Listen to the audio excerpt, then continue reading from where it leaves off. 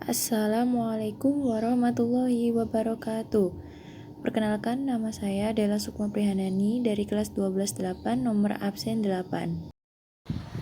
Pada kesempatan kali ini saya akan melakukan ujian praktik dengan judul Uji Asam dan Basa.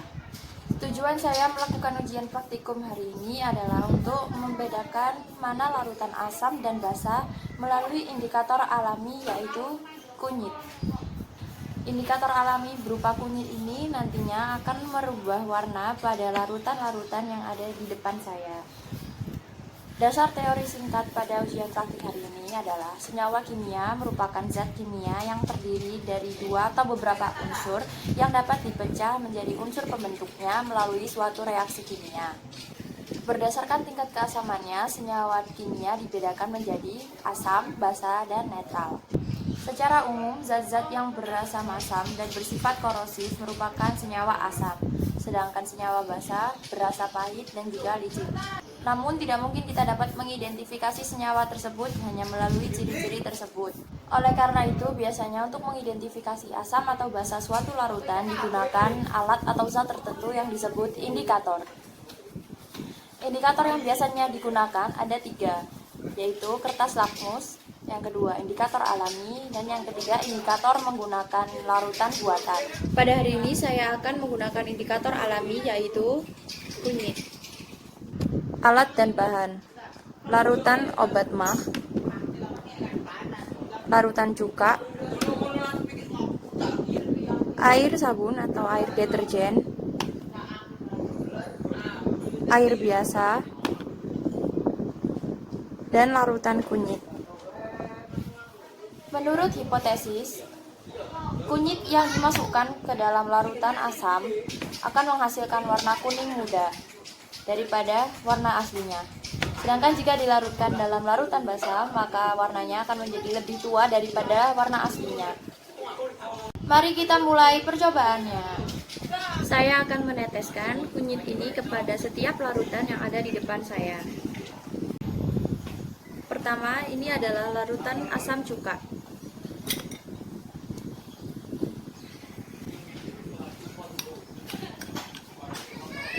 Dapat dilihat, warnanya adalah kuning muda.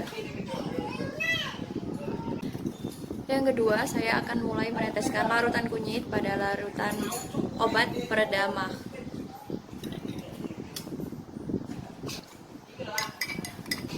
Dapat kita saksikan warnanya berubah menjadi kuning gelap atau kecoklatan.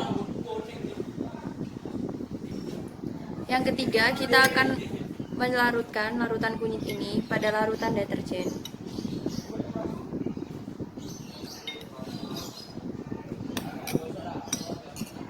Dapat kita lihat warnanya menjadi sangatlah merah, lebih gelap daripada warna asli kunyit. Dan yang terakhir, kita akan menuangkan larutan kunyit ke dalam air biasa. Jika diperhatikan, warnanya sama seperti larutan kunyit yang sebelumnya. Dari percobaan tersebut dapat kita simpulkan bahwa larutan cuka merupakan larutan yang bersifat asam karena warna kunyit yang tadi saya masukkan menjadi lebih muda atau menjadi kuning terang.